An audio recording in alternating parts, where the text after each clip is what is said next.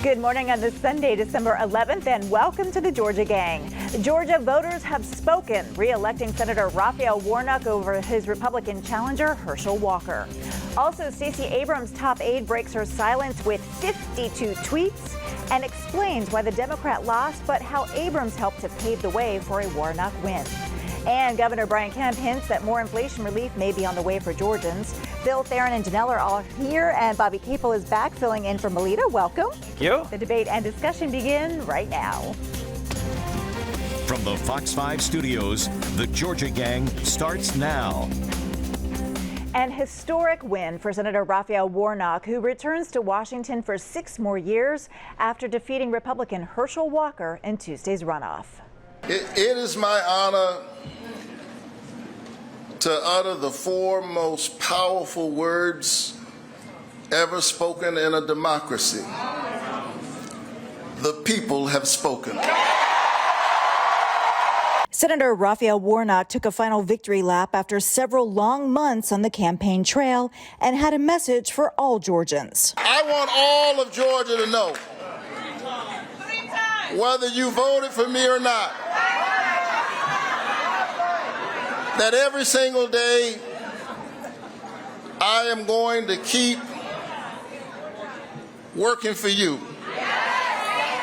I'm proud of the bipartisan work I've done, and I intend to do more because I actually believe that at the end of the day, we are all Americans. I believe in that American covenant. His Republican opponent, Herschel Walker, thanked his supporters for putting up one heck of a fight. One of the things I want to tell all of you is you never stop dreaming. I don't want any of you to stop dreaming. I don't want any of you to stop believing in America. I want you to believe in America and continue to believe in the Constitution and believe in our elected officials most of all. Continue to pray for them because all the prayers you've given me, I felt those prayers. Now, the race was tight most of election night, but in the end, Senator Warnock got 51.4% of the vote to Walker's 48.6%. Theron, this was quite a win for Democrats. Whew, I'm going to rub my hands together like Birdman. You know a little something about that. I'm rubbing my hands together like Birdman. You don't know nothing about that, Phil. That's, I don't care about that's one of these rappers. Rub hands like, no, listen. He drives a Red Range.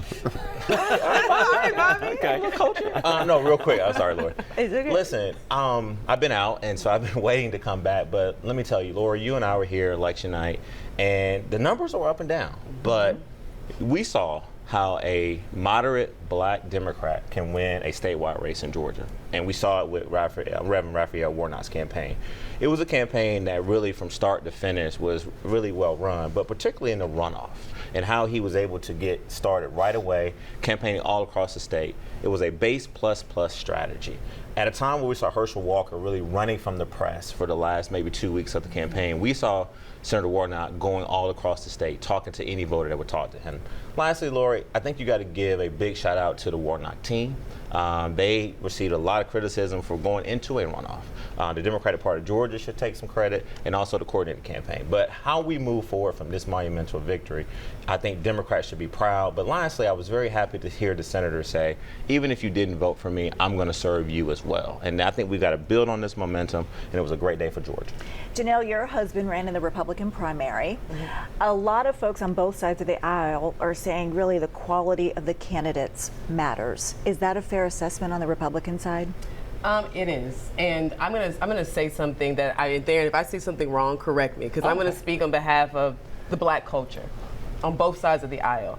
When I looked at what happened, Kelvin and I watched the numbers come in. We watched and we saw how Warnock was able to get incremental growth in Republican counties. That is because he traveled into all these counties and he sent a message, and the message he said to the black people there who were on the fence, because it's particularly in rural communities, black people in rural communities are particularly conservative. They are okay with leaning to the Republican side because a lot of their elected officials are Republican, and they see that that has benefited them in some ways. However, the message Warnock had for them was Walker does not represent us. I think we need to have a conversation on our side about cultural awareness. At the end of the day, you didn't see any prominent black conservatives come out in support of Herschel Walker. Why was that? We were supporting him with our silence, and the reason why is because no matter what side of the aisle you're on, in the community, we do not want to be set back And the stereotypes that he espoused were stereotypes that our community has fought and continue to fight. As black men, my husband's a black man, there's no way that he wants to be represented as someone who doesn't take care of his children or is abusive to women and aggressive. So this was a candidate quality situation. It is a conversation we have to have in our party about making sure that, yes, we do put it makes sense to put the two black men up against each other, because as you saw in that debate, Warnock was on his heels a little bit because he couldn't go to his normal spots. However, you got to make sure they are comparable. And when it comes to making sure that they both represent the community and represent us in a positive way. So why I love doing the show, because we get some great insight from all of you. Bobby, your take on this race. So I think, first of all, you have to acknowledge that Senator Warnock and his team have had extreme discipline, not just in this race in the runoff, but from way back in his first race when the seat was vacated in the first rounds of runoffs, and then Kelly Loeffler and through that first runoff, et cetera. There is not a more disciplined candidate in America right now that is on the public stage that has gone through that many elections with that much money. I mean, you have people poring over his past with a fine-tooth comb, putting hundreds of millions of dollars behind attack ads over the course of those 3 years. So for their team to figure out how to win 5 elections in the last 2 years is incredible, and hats off to them, first of all. Second of all, I thought we really saw the return of the swing suburban voter in this race, specifically in the runoff. If you pick Alpharetta, for example, it used to be a Republican bastion, okay, in North Fulton County. Brian Kemp won there by 10 points in 2020 or 2022 in a month ago in the general election. In this runoff, Warnock won the city of Alpharetta by 10 points. That's a 20-point swing, and it tells you, to Janelle's point, candidate quality matters. Phil, there were some bizarre moments on the campaign trail for Walker, especially when he started talking about vampires and werewolves. And I mean, how much of this played a part? Well, I think messaging plays a part, obviously, in any campaign. Look at Democrat Senate candidate in Pennsylvania, John Fetterman. I mean, he had a stroke and could barely talk, but he won. So I think there's other factors involved other than bizarre moments. I think that none of us have talked about the money advantage. 3-1. This is the most expensive Senate race in the country. And so I don't care who the Republican candidate was. He was going to be hammered. And they did not, in my opinion, in the Walker campaign, fight back effectively. I think they should have gotten tougher on Warnock's some of his crazy, wild sermons. He ran, as Theron points out, he didn't want Biden here at all. He knew Biden was deeply unpopular. He didn't want to talk about a lot of his left-wing votes that he did in lockstep with Biden. He very smartly talked about, I've worked with some Republicans, blah, blah, blah. And of course, it was a very tight, hard-fought race, even with some of the rookie mistakes and some statements and misstatements that Walker made. So I think the ballot harvesting, I warned Republicans about this, not just me, but many other Republicans. Bank those votes early. Republicans have not figured that out in Georgia and other places. They need a new strategy because for early the Democrats voting, see the same numbers that the Republicans see, and so they know exactly what they have to do after the early voting period. Election day, that's a 20th century model that has to be done. We need to do ballot harvesting, just like the Democrats. I say that for the Republicans. And also the legal factors. I think that the Democrats rode that legal horse just like a jockey, on a racehorse. They tried to block everything Republicans were doing, and I think Republicans are going to have to mirror the same tactics as the Democrats from now on. Real quick, I think a turning point in this runoff was when a lot of people were like, oh my God, we're going to a runoff, more ass. Everyone was getting ready for Thanksgiving.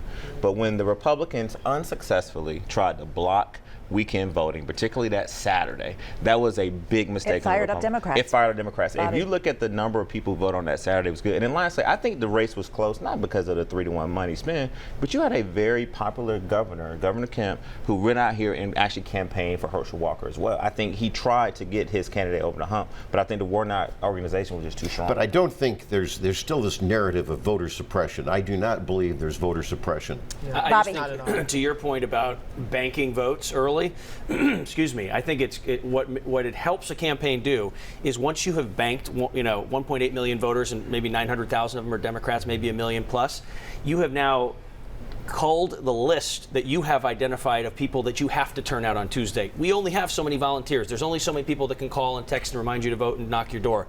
It drives the resources to the places that need to go. So I would agree that it's then you can leave your base and go to the center.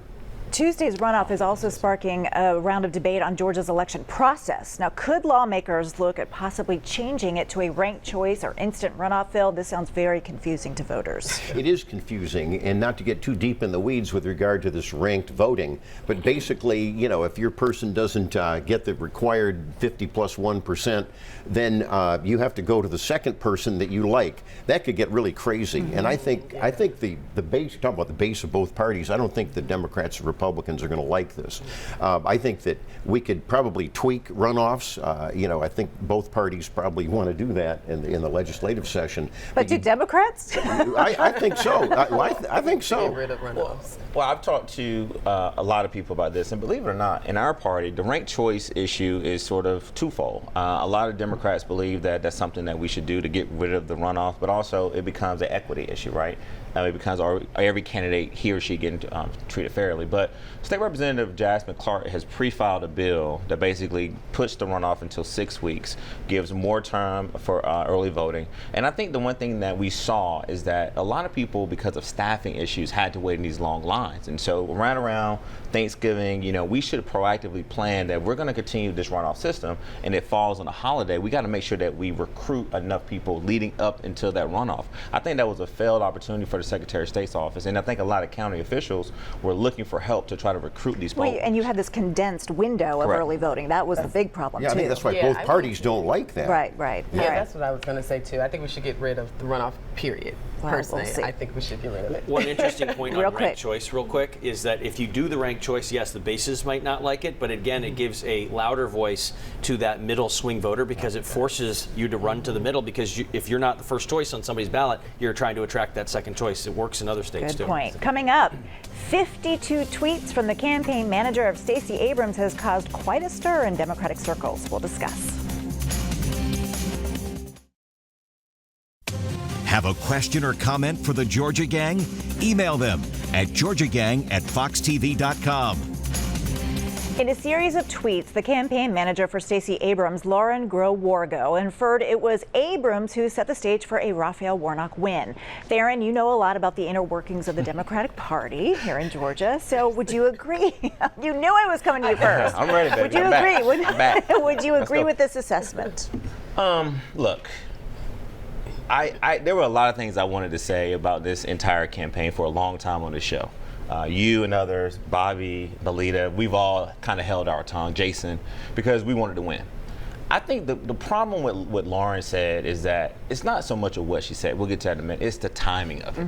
Don't do it the day after we just actually got a big win and to get a Senate majority, increase on that majority in the U.S. Senate. And I think to do it on Twitter, you've seen all these Democrats come back and kind of just say, hey, what are you doing? Like, this is just inappropriate. However, I tell you this, there are a lot of people like me who are just waiting. We're waiting for this victory from Warnock to have a conversation with Lauren and whoever will listen, because like any organization, like any other campaign, you got to basically evaluate your strengths and your weaknesses, what went right, what went wrong. There were a lot of things that went right on these campaigns, but there were a whole lot of things that went wrong.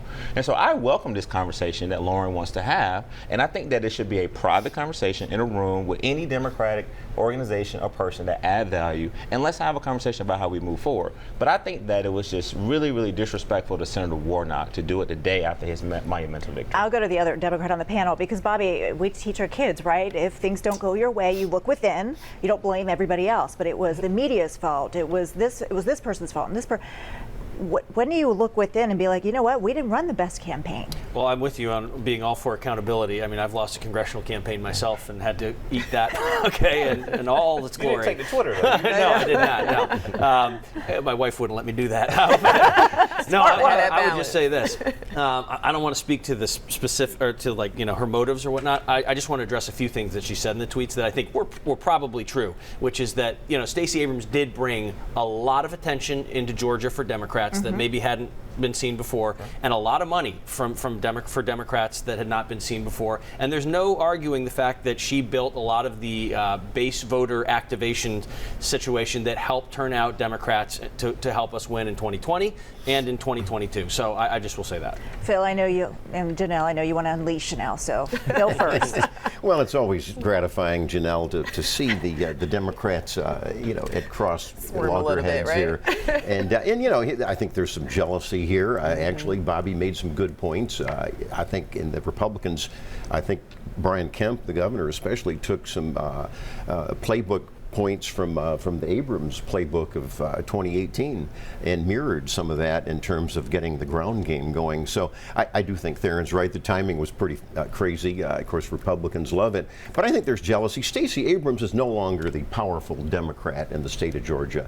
The new rock star is Raphael Warnock, and she doesn't like that, and Lauren didn't like it, and it just, like you say, it just kind of, 51 tweets. Wow, I mean, I just got it out of her system. Well, 52. There's already talk in Democratic circles, Janelle, I know you're not a Democrat, but of higher office for Raphael Warnock. What does that mean for Stacey Abrams' political future? I mean, it goes back to what Phil just said. I think she's absolutely jealous at what happened. You know, Stacey Abrams has a problem with she has to choose. Is she going to be the king or the kingmaker? Like, you can't be both. And when you're the kingmaker and you come and you hijack John Lewis's seat and throw Nikema Williams in there without actually giving anybody an opportunity to have more or pick someone else, and then you turn around and say to all these people who I slighted, come vote for me, come support me, that is a problem. You're not going to get the support that you want. And at the end of it, I think this is about black men versus black women. She thinks that black women should be leading the charge, should be ahead of everything, and that kind of pushes black men out. And there are black men who's worked hard, who have been elected for a number of years, who have agendas as well, that want to see it move forward. So now she's seeing that her strategy is just not going to work. You got to work together. And right now, Raphael Warnock has replaced her. Well, Warnock's win has really solidified Georgia as a battleground state, and now there's talk of this state really playing a bigger role on the presidential front. So, Bobby, could we see the National Democratic Party push to move up Georgia's spot in the presidential primary? Is this at all possible, considering Iowa and New Hampshire? Yeah, I mean, I think it's going to happen. I think you're going to see South Carolina move to the front of the line. You're going to have Michigan up at the front of the line. You're going to have Georgia about 4 or 5 states in before Super Tuesday. Now, interestingly, you spoke about higher office for somebody like Senator Warnock. You know, if he were to run for president in a year where Joe Biden was not running, the setup for him would be pretty sweet. A black Southern senator where South Carolina is the first state.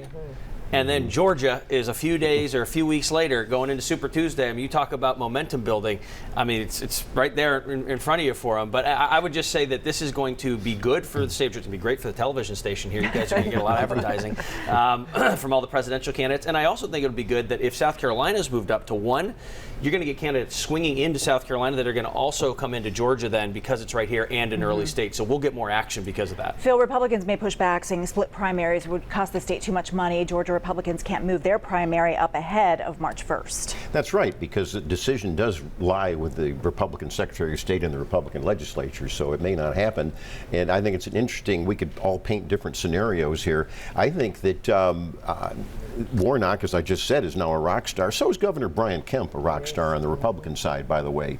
And I see both of those really could advance to the national federal level sooner rather than later. But I do think that I think that Biden, if you're going to replace him as your Democrat nominee, guys, I think that this is the way to go and get some new face. No one is talking about replacing president. Oh, I am. No. Look, I think it's great. I think Bobby did a wonderful job of talking about it. But Phil is also right. And I've been told that there were some conversations before the Democratic Party of Georgia actually introduced this idea to the DNC. The conversations were with some Republican leaders, and there was some openness to it. It wasn't a done deal. But I think you're right. Now Democrats have got to use this moderate Democrat that we just elected, United States Senator Raphael Warnock, to I don't know if I go that far. But to have a conversation with the governor, the Secretary of State, the new Speaker, the Lieutenant Governor, and say, hey, look, let's figure out a win-win situation for Georgia on this. All right, we'll leave it there. Coming up, more inflation relief may be on the way for Georgians, so says Governor Brian Kemp. We'll talk about that when we come back. Join the discussion on the Georgia Gang Facebook page and watch past episodes on the Georgia Gang YouTube channel. It's been really fun behind the scenes, everybody. Governor Brian Kemp hinted this week he's interested in working with lawmakers to possibly give Georgians more money in their wallets to help deal with inflation. Phil, there's talk of another tax rebate and possibly a property tax cut. That's right. The governor really laid out his priorities for the 2023 General Assembly session, and you just named some big ones. I mean, I think polls will show that almost everybody's in favor of getting some tax reduction, especially under the quote-unquote moderate Warnock votes that foster inflation, and also the Biden inflation. And there's a recession, guys, going on. You forgot about that. But anyhow, this is a great program. I think you're going to, and by the way, that's, I think, why Republicans won statewide all the constitutional offices, because they ran on this message. Bobby, though, we might see a return of the gas tax in January. Which is too bad, because I've really enjoyed paying 29 cents less the last few months. But I understand that we got budgets to take care of, and that's totally understandable. Right. Thank Joe Biden for bringing those gas prices down. Really? I'm kidding. It's still Really. still higher than Trump. I told you it was fun behind the scenes, and now they're just putting it all out there. All right, well, an Atlanta city councilman is proposing a solution to help curb gun violence across the city. Provide gun safety storage boxes for free. Now, Councilman Antonio Lewis says this might help prevent children from getting their hands on guns and hurting themselves or someone else. It could also help drivers lock up their guns in the case of car break-ins. Theron, you know I love this idea. Listen, let me tell you this. The one thing I heard consistently for the last 4 to 5 weeks from my family, my close family, my friends, is that we have a gun problem in this state. I mean, if I can't say that over and over again, we have a gun issue. And so the fact that you've seen these mass shootings, you've seen kids die, I mean, this is out of control. And so Councilman Antonio Lewis and I spoke earlier this week, and I talked to him about this idea, and I think it's a great idea as well. And what he's saying is, guys, people are breaking into cars to steal guns.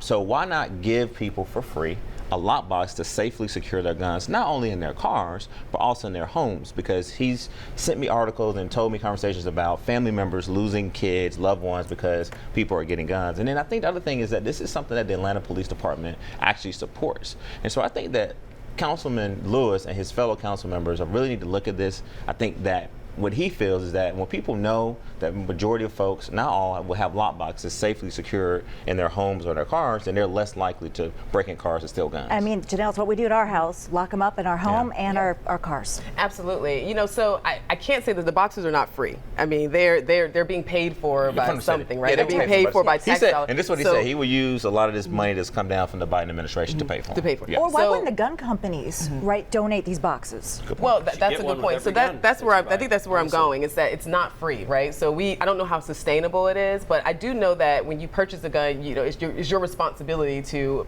participate in gun safety, right? And make sure you're looking out for the people in your home and the people that around you. I think it's going to naturally work itself out. When the constitutional carry was passed, there was an influx of people purchasing guns, which I like. I'm glad that everyone has the right, it's protecting themselves. And when you saw that over time, I think people are going to increase their accessories and become more and more safe when it comes to, you know, protecting people, putting the guns away and all of that stuff. So I do think it's going to naturally work itself out. I just don't want to become dependent on the government to teach us how to become, you know, practice safety when it comes to gun protection. Phil. I just want to push back a little bit on Theron that this is a huge gun problem. You're half right. I mean, when you get outside of 3 or 4 counties of Metro Atlanta, you know, people aren't being slaughtered every weekend like they are in DeKalb and Atlanta. It's a permissiveness problem. It's a no cash for bail problem. It's a gang problem. So, you know, this is not just a simplistic liberal talking point here about guns.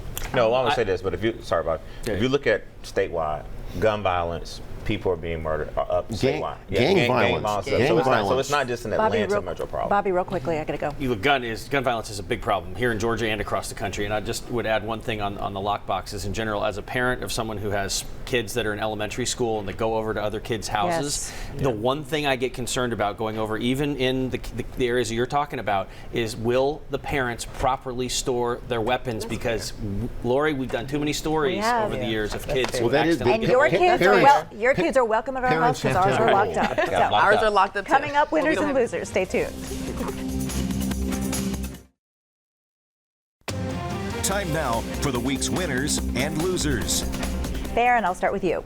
My first winner is going to be Thomas and Jacqueline Williams. I met them at the Delta Sky Lounge in Washington, D.C. Big Falcons fans. And we had a long conversation about Mariota, but that's been taken care of.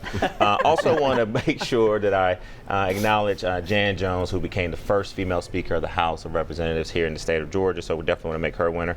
And then my loser is going to be Donald Trump. This has definitely been the worst week for him post-presidency, between his Trump organizations being found guilty of criminal tax fraud and Herschel Walker's embarrassing loss. Phil. You always have to beat up on Trump. I got you wait. I got a winner, and I got a Democrat winner, guys. It's Kristen Sinema, the senator from Arizona, who's really going to, who's really going to mess up the Warnock.